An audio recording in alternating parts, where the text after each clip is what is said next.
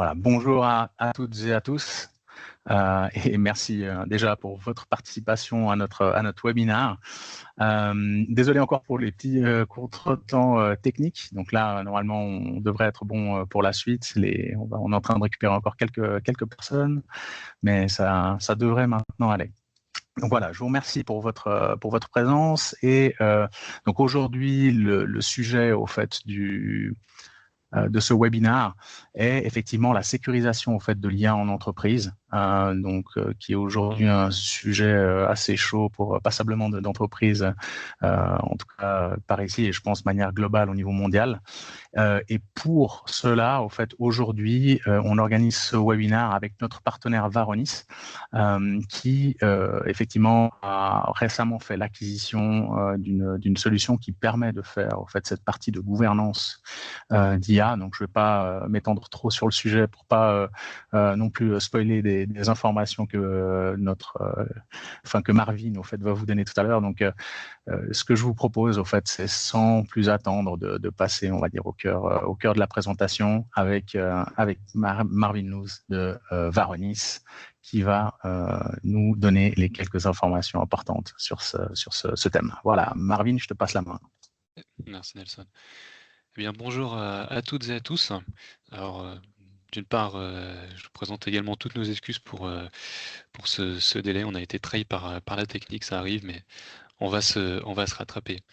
Alors, pour me présenter, donc je m'appelle Marvin Luz, je suis chez Varonis depuis un petit peu plus de 6 ans et j'ai en charge les ingénieurs avant-vente chez Varonis, du moins une partie d'entre eux, pour les marchés francophones.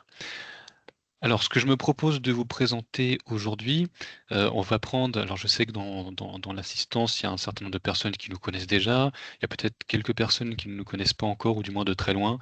Donc je vais prendre quelques minutes, pas plus de 5 minutes pour, représenter les grands principes de Varonis et puis on va passer le reste de l'heure sur effectivement, ce sujet, fondamental de la sécurisation de l'IA et notamment de la solution Atlas que Varonis propose depuis quelques semaines et qui se propose de sécuriser l'usage de l'IA sous ses différentes formes. Je vais y revenir. Alors, pour commencer, je vais vous partager ma présentation pour reposer les bases concernant Varonis. Alors, Varonis, notre cœur de métier depuis un certain temps, depuis 2005, c'est d'une manière générale et avec tout un tas d'extensions, la protection des données. La protection des données, quelle que soit sa localisation, dans des serveurs de fichiers, dans des espaces collaboratifs, dans des SaaS, dans des bases de données, dans la messagerie, voilà, dans tous les types de repositories de données. Et aujourd'hui, alors c'est encore une fois, ça fait 21 ans qu'on est sur ce sujet, mais c'est un sujet qui qui qui est encore plus pertinent aujourd'hui qu'il a pu l'être, par le passé puisque, l'IA se nourrit des données, c'est ça qui la rend utile, c'est ça qui la rend performante, c'est ça qui la nourrit et donc le sujet devient encore plus critique qu'il n'a pu l'être, par le passé. Alors Varonis, très rapidement, je détaille pas ces slides parce qu'elle est assez chargée, mais l'idée c'est simplement de vous présenter l'évolution que l'on a connue. On a commencé donc il y a 20 ans par ce qui existait à l'époque, hein, les entrepôts, enfin les serveurs de fichiers, les entrepôts de données on-premise qu'on a commencé à couvrir. On a progressivement élargi ça aux annuaires, à la messagerie, encore une fois on-premise. Puis on a commencé à couvrir les environnements Microsoft 365 dans les années 2015-2020. Puis on a ouvert à plus largement, au-delà de l'univers classique M365 serveur de fichiers, à d'autres types d'entrepôts de données, Salesforce, Google Workspace, GitHub, AWS et d'autres. Et puis, plus récemment, avant de vous parler d'Atlas, de la partie IA, on a également étendu notre couverture sur la partie messagerie, avec le module Interceptor, qui donc concerne l'email security, et avec la partie base de données universelle. Alors, quand on parle de protection des données, ça peut vouloir tout et rien dire. Tout le monde se targue de faire de la protection des données. Qu'est-ce que ça veut dire chez Varonis? C'est avant tout une méthodologie qui va se découper en 3 temps. Quand on dit qu'on va protéger vos données, on va d'abord passer par une phase d'identification. Qu'est-ce que ça veut dire?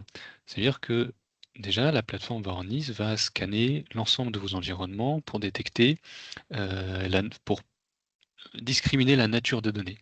Dire est-ce que ce sont des données standards, lambda? Est-ce que ce sont des données sensibles? Et si elles sont sensibles, de quelle manière? Est-ce qu'on parle de données financières, de données personnelles, de données métiers, de brevets, de données médicales, etc. C'est la première phase de l'identification, discriminer vos données. On va également cartographier l'ensemble des droits d'accès sur vos entrepôts de données afin d'identifier s'il existe des surexpositions. Est-ce que vous avez un répertoire, une liste de dossiers, un site Teams, un site Google, un Azure Blob, que sais-je, qui serait trop exposé, voire exposé publiquement sur Internet. L'idée est finalement d'identifier votre surface d'exposition. Une troisième sous-partie de cette phase d'identification, ça va être la collecte de l'activité, puisqu'on veut pouvoir répondre à la question de qui fait quoi, qui a fait quoi, qui a tout accédé à telle donnée, qui s'est connecté, depuis où, quelle était la nature de la donnée accédée, etc. Et finalement, l'ensemble de ces éléments, l'ensemble de cette première phase d'identification, ça va nous permettre de définir votre posture de sécurité et de vous donner votre surface d'exposition. On va pas s'arrêter là, bien sûr. On va passer ensuite à la deuxième phase, qui est la phase de remédiation. Puisque le fait de savoir qu'on a des problèmes, c'est bien, mais si on s'arrête là, ça peut être juste un peu déprimant. Donc on va vous apporter différents mécanismes qui vont vous permettre de corriger à l'échelle les différentes vulnérabilités qu'on aura observées sur vos données et sur vos droits d'accès. Et puis dans un troisième temps, en réalité qui se fait en même temps, mais pour être plus logique, dans un troisième temps, on va passer à la phase d'alerting. On va très simplement se dire, mais on a vu les risques, on les a corrigés, on a réussi à les corriger en quelques semaines ou quelques mois grâce aux automatismes de la plateforme. Et maintenant, on va se mettre dans une phase de détection pour à la fois détecter des nouveaux écarts, mais également détecter des attaques de tout type. Des ransomware, des exfiltrations de données, des attaques par brute force, des élévations de privilèges, des changements de configuration, tout ce qui pourrait finalement altérer la, la sécurité de ces données. Alors, je pourrais vous en dire davantage, mais je vais gagner un petit peu de temps pour vous parler plutôt de la partie sécurité de l'IA, qui est vraiment le sujet du jour, et qui est aussi la nouveauté principale côté Varonis. Alors, deux idées avant de passer sur la présentation de la plateforme elle-même. Les défis, les enjeux de l'IA, bon, vous les connaissez, puis on parle de l'IA à longueur de journée, même jusqu'à l'overdose, donc au bout d'un certain moment, voilà, c'est des choses assez évidentes, mais enfin, ce qu'on constate quand même, c'est que ça va très très vite. Tous les mois, on a des nouveaux LLM, en tout cas des versions améliorées. On se rend compte de la puissance de cette chose très rapidement. On observe bien que l'IA d'aujourd'hui n'est pas celle d'il y a 6 mois, n'est pas celle d'il y a 2 ans. Et le problème, c'est que les entreprises, évidemment, elles veulent adopter l'IA pour rester compétitives, pour rester pertinentes sur leur marché, mais cette vitesse va plus vite que sa sécurisation et ce que les équipes SI et SSI peuvent prendre en charge. Et donc, il y a cette innovation gap qui se met en place et qu'il faut essayer de combler absolument avant d'être dépassé par l'IA et par les enjeux de sécurité de l'IA. Et puis, un deuxième fait, c'est ce qu'on appelle le paradoxe de l'IA. Pour qu'une IA soit pertinente, il faut injecter le plus de données possible, puisque c'est comme ça que ça fonctionne, mais en même temps, plus vous injectez des données, et potentiellement des données d'entreprise, plus vous augmentez votre surface d'exposition, en tout cas vos risques de sécurité sur l'usage de l'IA. Et donc c'est tout le paradoxe que cherchent à résoudre les équipes, encore une fois, SI et SSI. Alors quelques autres grands problèmes qui tournent autour de l'IA, évidemment on pose ces questions parce que c'est ce que Varonis va se proposer de résoudre. Les grandes questions à se poser quand on met en place l'IA dans son entreprise. Première question, à quelles données sensibles est-ce que mon IA peut accéder? Est-ce que je suis en maîtrise de ces données sensibles accéder? Question simple, mais question avec des implications assez larges. Deuxième question, tout le monde part en ce moment de l'agentic AI, c'est très à la mode, et c'est très vrai, hein, c'est pas que du marketing, mais enfin c'est aussi du marketing. La protection de ces fameux agents autonomes qui peuvent réaliser des actions indépendantes sur votre SI. Une des questions fondamentales, c'est est-ce que les privilèges que j'accorde à mes agents qui vont réaliser des actions sur mon SI sont bien dimensionnés? Est-ce que je n'ai pas donné trop d'accès, trop de permissions à mes agents IA? Là également, grande question. Troisième question, et là qui est plutôt d'un point de vue conformité, est-ce que je respecte, les différentes réglementations en ce qui concerne la donnée que j'injecte dans mon IA? Hein, puisque c'est pas, on ne peut pas faire ce qu'on veut. Il y a un certain nombre de frameworks, alors il y en a qui sont encore en construction, eu égard au fait que le sujet soit assez récent, mais on en a aussi qui sont en place, notamment, alors on a le EU AI Act, même si aujourd'hui je suis plutôt avec un public suisse, mais voilà, on sent qu'il y a un certain nombre de réglementations qui sont là et qui vont être obligatoires dans très peu de temps, et vous devez là aussi montrer votre maîtrise des données qui sont injectées dans votre IA. Quatrième question, est-ce que vous êtes capable de bloquer justement un flot de données illégitimes? Est-ce que vous êtes capable de bloquer des actions en temps réel? Et puis, est-ce que vous êtes capable de détecter une fuite de vos données qui passerait par l'IA? Alors forcément, je pose ces questions, c'est parce que c'est un sujet qu'on se propose d'adresser avec Varonis Atlas. Alors, une précision à ce stade, quand je parle, dans tout ce que je vais vous parler par la suite, quand je parle d'IA, je ne vais pas parler des IA embarquées type Microsoft Copilot. On protège aussi la partie Copilot, mais c'est une autre fonctionnalité, c'est pas ce que je vais nous présenter aujourd'hui. Aujourd'hui, quand je vais parler d'IA, je vais vraiment parler de système d'IA que vous allez héberger, que vous allez construire vous-même, que vous allez héberger vous-même. Alors, dans Azure, dans AWS ou autre, mais on parle des IA que vous construisez, et non pas celles qui sont déjà totalement sur étagère, type Copilot ou ChatGPT. Ça bien à avoir en tête. Alors avec Atlas, ce qu'on va se proposer de faire, là également en 3 phases. D'abord une phase de visibilité et de posture. On va réaliser l'inventaire de l'ensemble de vos ressources IA et des composants et des sous-composants de vos IA. Alors, je vois qu'il y a ça a bougé côté participant. J'ai l'impression qu'il y a une déconnexion de plein de gens d'un coup. Je continue, ça va revenir. Donc je disais, dans une première phase, l'inventaire de tous les composants et les sous-composants d'un système IA. Et vous allez voir qu'en réalité, une IA qu'on construit, c'est des centaines, voire des milliers de sous-composants dont en général on n'a aucune conscience, ou très peu de conscience.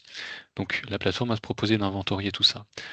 On va ensuite analyser votre posture de sécurité sur ces composants, en faisant de l'analyse de vulnérabilité et d'autres choses que je vais vous présenter.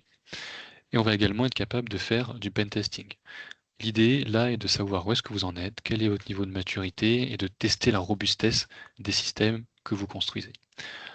Ensuite, on va se mettre dans une posture de protection avec des guardrails, des garde-fous, qui vont permettre de bloquer les usages illégitimes ou non sécurisés de l'IA, la surveillance de ce qui se passe bien sûr, et on va être capable de mettre en place de la réponse. Là aussi, je vais vous illustrer ça dans la démo. Et puis la troisième partie, ça va être la petite gouvernance et compliance, où on va vous aider à atteindre les normes de conformité de manière simplifiée et surtout de manière assistée.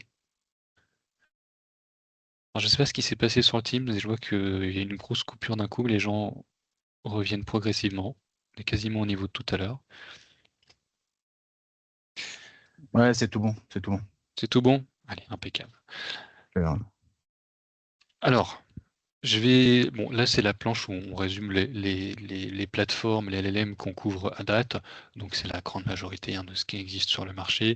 On va continuer à enrichir ça, mais théoriquement on a déjà une couverture qui est quand même tout à fait pertinente. Je vais arrêter la théorie et je vais passer à la partie démonstration. Ça va être peut-être plus explicite et ça va surtout nous permettre d'illustrer des cas d'usage réels. Alors, je vais partager ma démo. C'est quelques instants pour qu'elle vous apparaisse.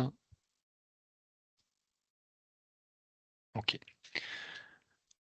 Alors, donc on est ici sur la plateforme Atlas. Plusieurs choses. Premier point, vous allez probablement, il est peu probable que vous ayez un seul projet IA. Alors, il faut bien commencer par quelque chose, mais rapidement, vous pouvez avoir différents projets, différents sous-projets. Voilà, donc quand on va arriver sur la plateforme Atlas, on va d'abord avoir la capacité, assez simplement, hein, de segmenter et d'aller identifier, en tout cas vous concentrer sur le projet que vous souhaitez scruter dans cet objectif de sécurisation. Donc là, je vais prendre mon projet R&D, qui est celui qui est pertinent pour la démonstration. Dans un premier temps, vous allez avoir un tableau de bord général qui va vous donner un niveau de maturité, un niveau de sécurité, qui est la concaténation de tout un tas d'indicateurs avec une tendance sur les derniers mois pour savoir est-ce qu'on est en progression, en régression sur la sécurisation de ce projet IA. On va également faire, je vais aller dans le détail après, mais on va faire l'inventaire de toutes les ressources avec cette distinction importante entre toutes les ressources qui existent, tous les sous-composants, tous les composants et les sous-composants d'un projet IA, et tout ce qu'on va qualifier de ressources shadow, de shadow AI. Qu'est-ce que ça va être dans l'univers Atlas? Ça va être tous les composants d'un projet IA que vous n'avez pas explicitement validés, que vous n'avez pas reconnus dans la plateforme comme étant légitimes. On va également vous présenter toutes les vulnérabilités. Je vais détailler qu'est-ce qu'une vulnérabilité dans Atlas avec le niveau de criticité. Et puis, vous allez avoir votre score de maturité en fonction de la réglementation. Encore une fois, qu'on parle de la réglementation ISO, de la réglementation de l'Union européenne, du NIST ou d'autres types de réglementations qui sont aujourd'hui sur l'IA. Alors, sur cette partie inventaire, il y a énormément de types de composants dans un projet IA. Vous allez avoir le LLM, vous allez avoir les agents, vous allez avoir ce qu'on appelle les artifacts, donc ce sont les poids en français, vous allez avoir les MCP serveurs et encore tout un tas d'autres composants. Donc, ces composants, on va les, les synthétiser ici. On peut avoir la liste très détaillée bien sûr, mais vous allez la voir ici dans cette partie-là, avec à chaque fois une catégorisation par type de composants. Je vais prendre un exemple ici. Je vais prendre un composant donc, qui s'appelle Azure Machine Learning. Et évidemment, il ne va pas le mettre par défaut, mais c'est pas grave. Je vais vous montrer.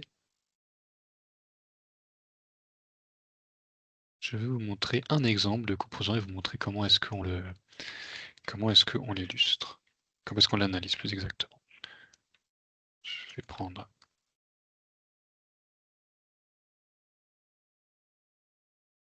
Voilà. Alors, quand vous allez prendre un composant, quel qu'il soit, vous allez avoir différentes informations. Vous allez déjà avoir une description de la ressource.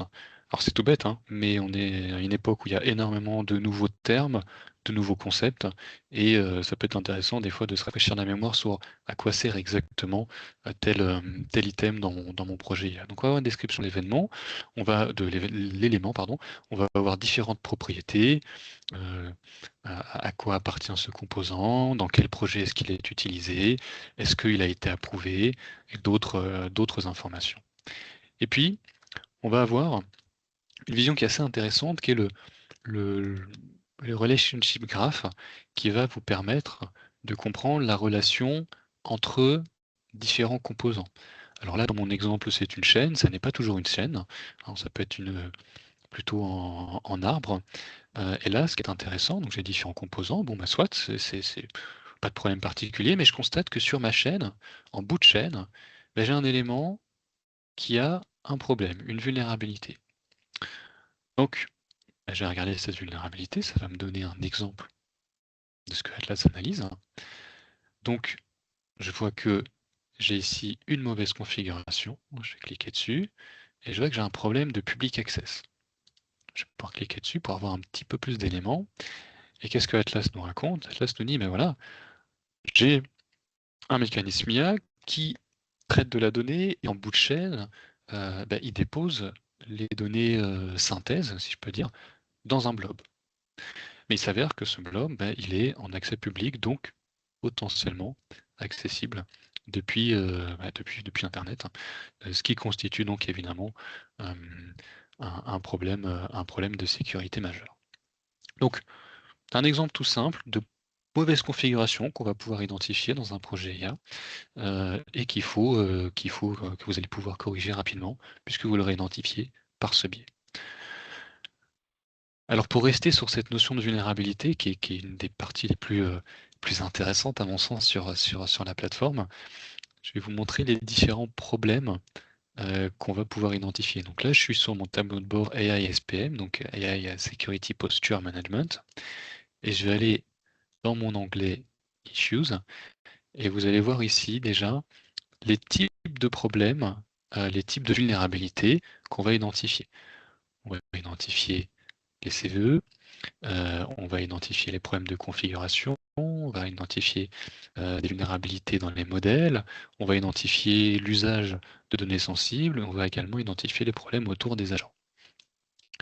Donc là, par exemple, je prends une CVE. Une CVE, tout le monde en connaît la définition, il n'y a pas de mystère là-dessus, hein, c'est un problème qui a été identifié. Ah, décidément, c'est pas la journée pour la démo. Alors, qu'est-ce qu'il me fait? Je vais réessayer.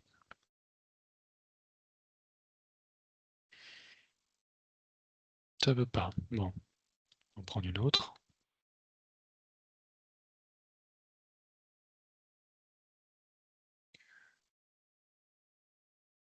Écoutez, ma plateforme me fait des caprices, ça ne va pas me présenter ma CVE. Ah, voilà.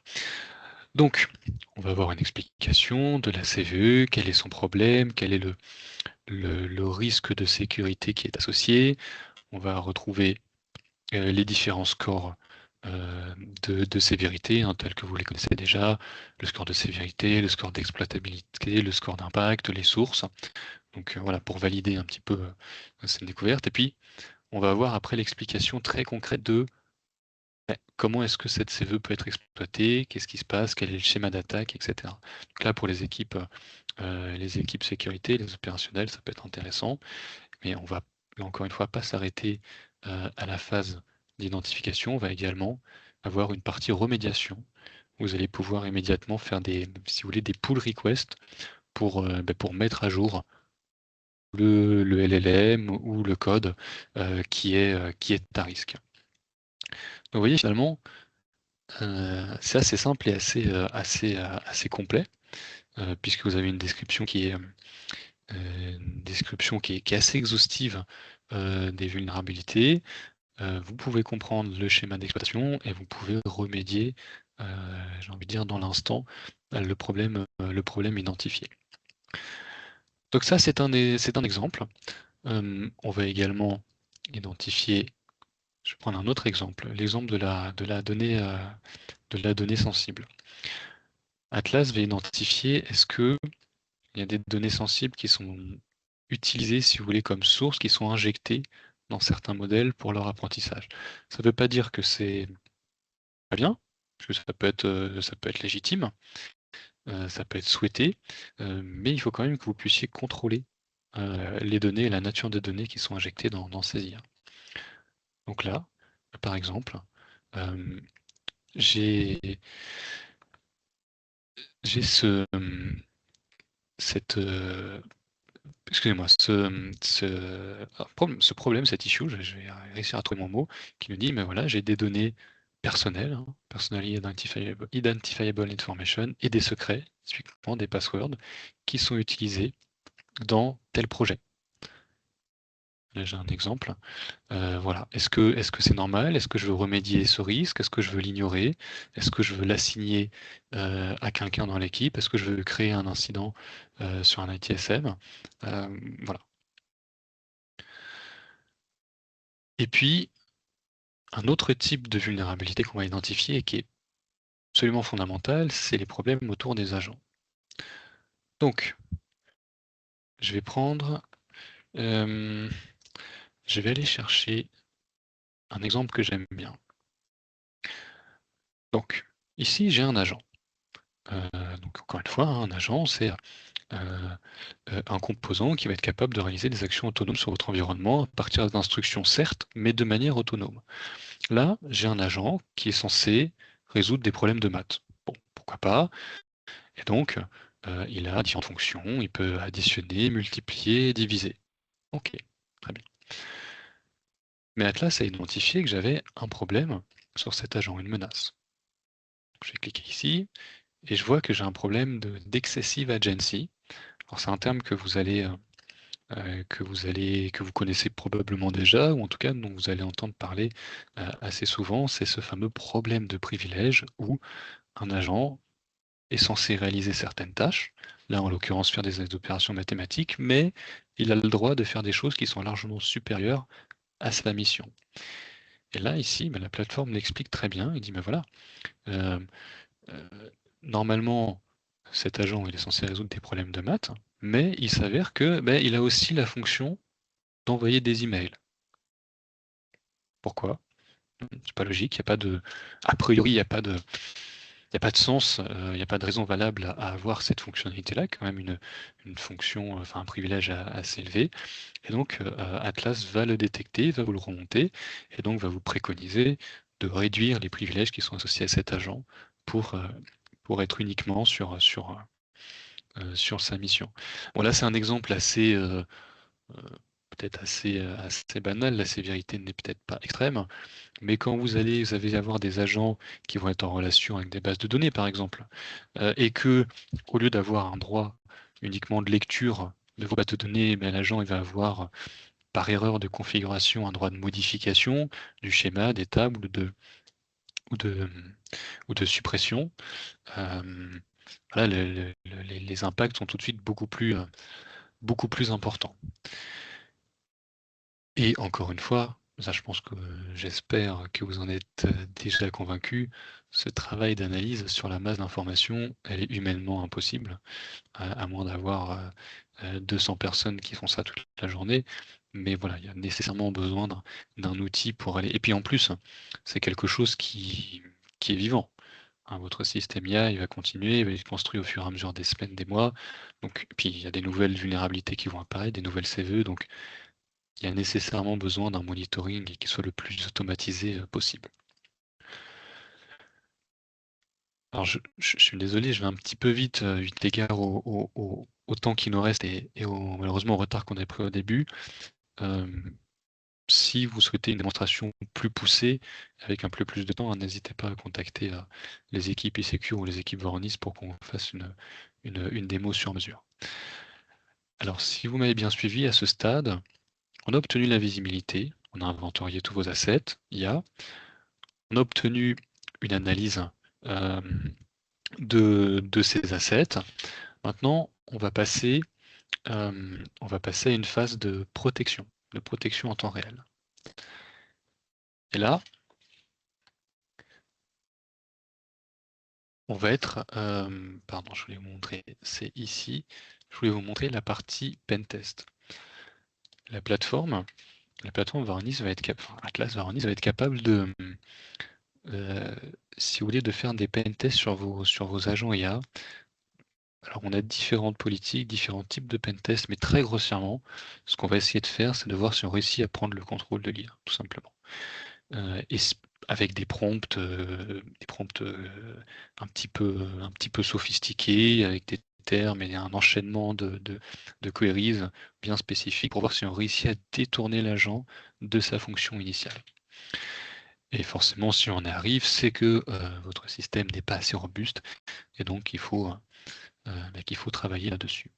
Donc là, je prends un exemple. Donc j'ai pris j'ai pris un composant sur lequel on a réalisé un pentest. On a fait différents types de pentest, du prompt injection, du do anything now et du malware creation. Je vais prendre celui-là, il est intéressant. Ça va vous montrer ici, donc on a la proportion des cas dans lesquels votre IA a bien réagi et la proportion dans laquelle elle a mal réagi. Donc ici j'ai l'input de Atlas qui va faire différentes requests, et on voit que dans une bonne partie des cas, l'IA a dit bah non, je ne peux pas t'aider avec ça, je refuse d'accéder à ta demande. Tout va bien. Mais quand même, dans une proportion absolument non négligeable des cas, on voit que donc Varonis demande à l'IA de générer du code pour des actions malveillantes, et on voit que l'IA, effectivement, répond et donne des instructions pour effectuer ces fameuses actions malveillantes. Donc, si vous voulez, c'est vraiment c'est un combat d'IA contre IA, c'est quelque chose qui là encore, on ne peut pas le faire, on peut pas vraiment le faire humainement, enfin on peut le faire une fois, mais on ne peut pas le faire 10 fois.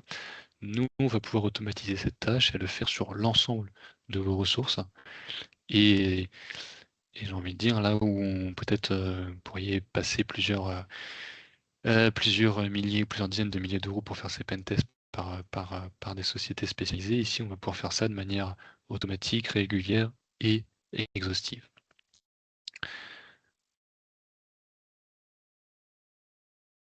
Alors, ça m'amène à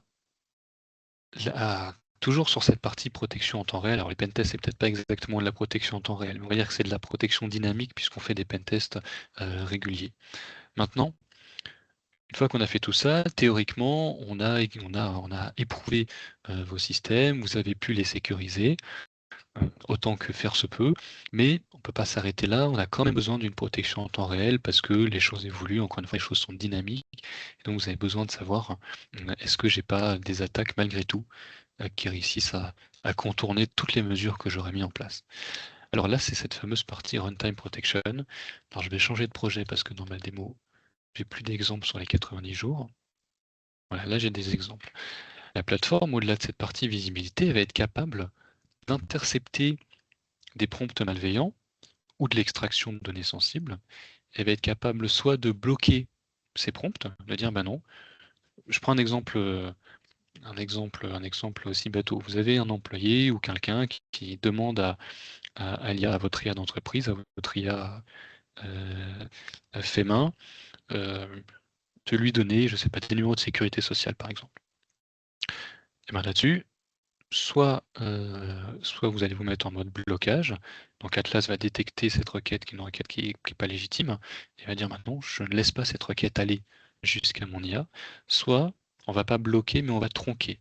C'est-à-dire que votre employé pose cette question, l'IA répond, donc l'IA va peut-être aller piocher sur la base de vos salariés, des données qu'elle a sur votre salarié pour répondre et donner des numéros de sécurité sociale, et là on va être capable de tronquer la réponse. Je vais vous montrer, je vais essayer de vous trouver un exemple.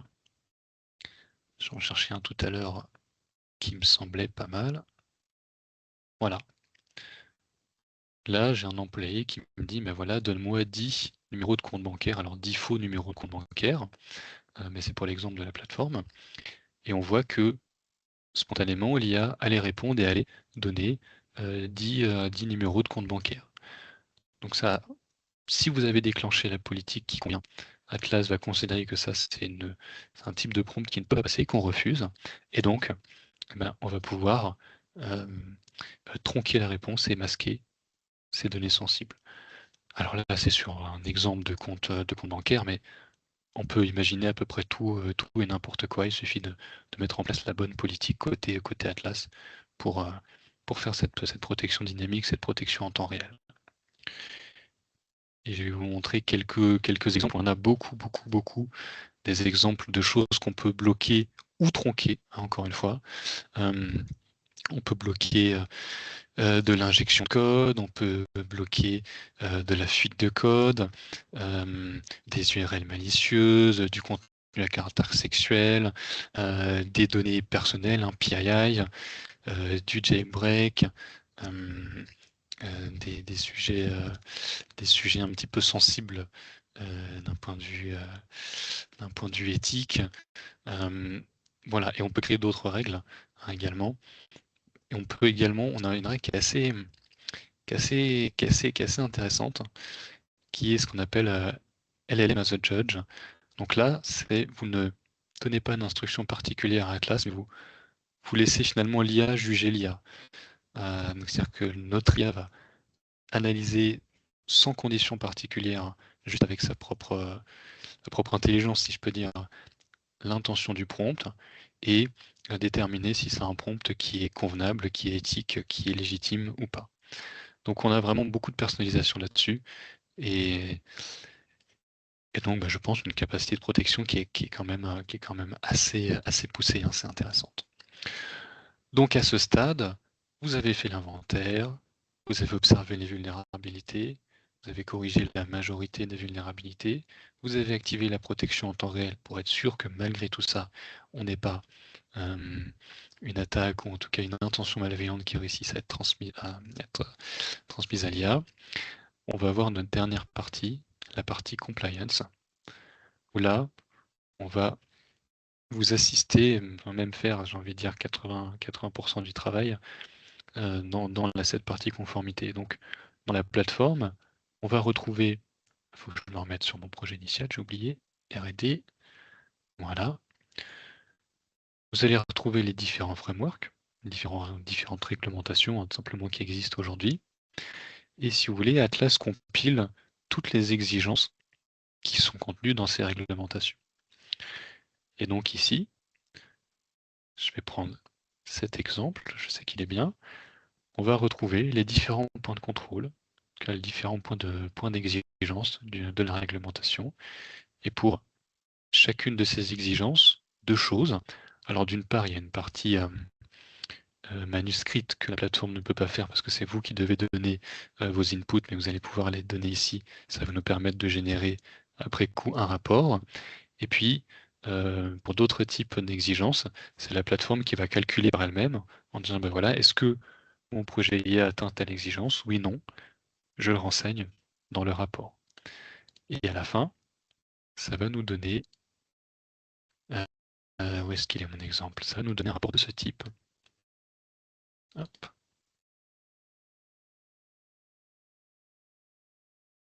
Donc, un Compliance Audit Report qui est déjà complètement prêt.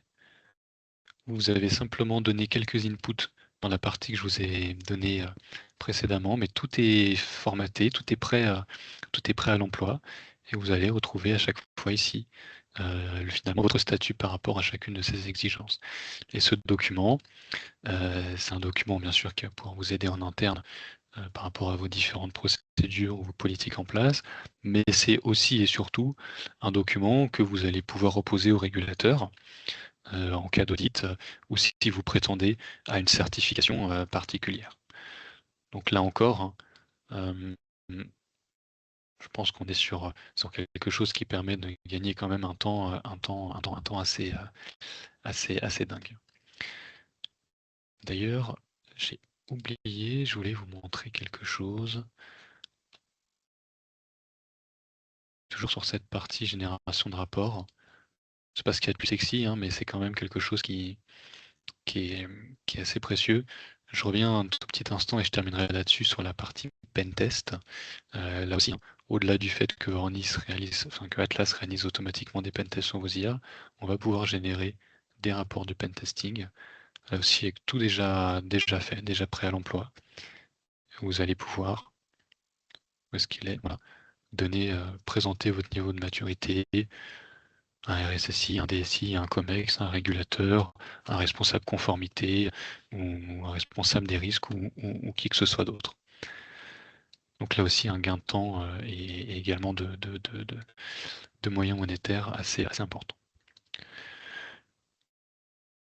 Voilà, messieurs, dames, je m'arrête là sur la démo. C'était un tout petit peu au pas de course. J'espère quand même que j'ai réussi à vous garder éveillé sur ces 40-45 minutes. Je crois qu'il y a Merci, merci Marvin. Il y a eu effectivement quelques questions en fait qu'on peut aborder. Donc vu qu'il nous reste quand même un petit peu de temps malgré l'incident du début, merci d'avoir attrapé un peu le timing.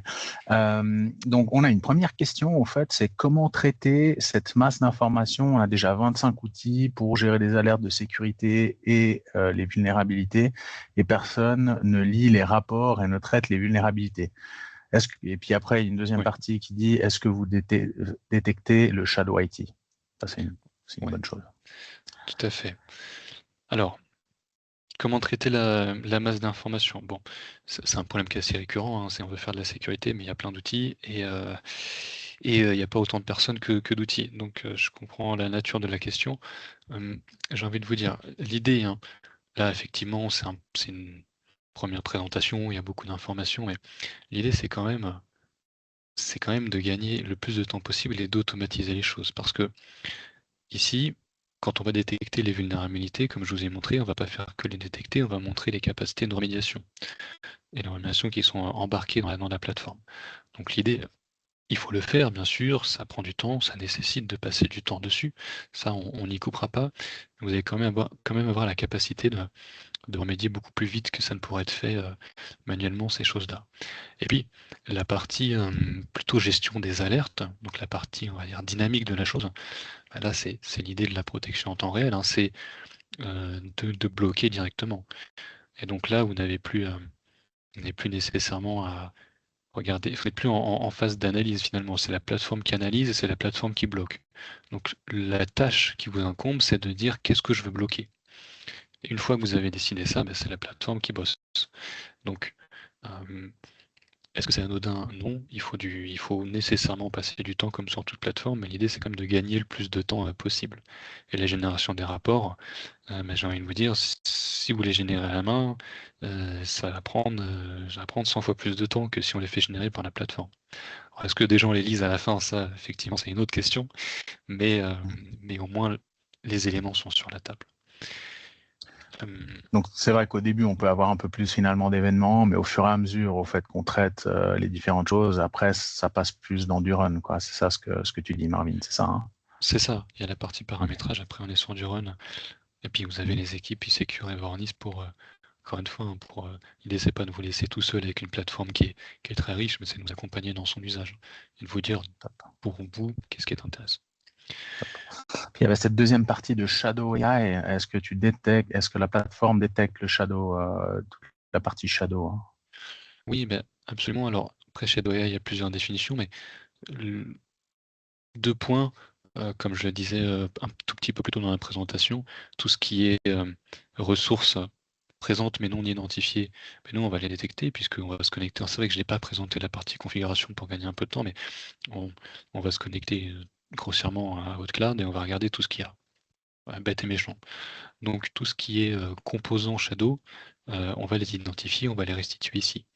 Maintenant, effectivement, pour ce qui est utilisation qui en est fait, donc plutôt Shadow AI au sens utilisation faite par les utilisateurs, oui, là aussi, hein, dans cette partie détection en temps réel, si on est capable de bloquer des prompts malveillants, en tout cas illégitimes, c'est donc qu'on va être capable aussi de détecter le Shadow AI.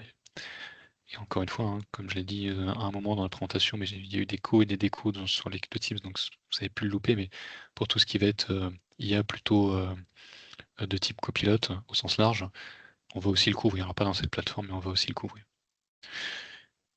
Les langues disponibles. Ouais. Je t'anticipe, Nelson. Vas-y. J'ai ouvert entre-temps. Alors aujourd'hui, c'est exclusivement en anglais. Je pense qu'il y aura probablement d'autres langues proposées, mais aujourd'hui c'est l'anglais parce que de toute façon, la plupart des régulateurs, pas tous, mais la plupart des régulateurs traitent en anglais, donc c'est la langue qu'on propose à ce stade.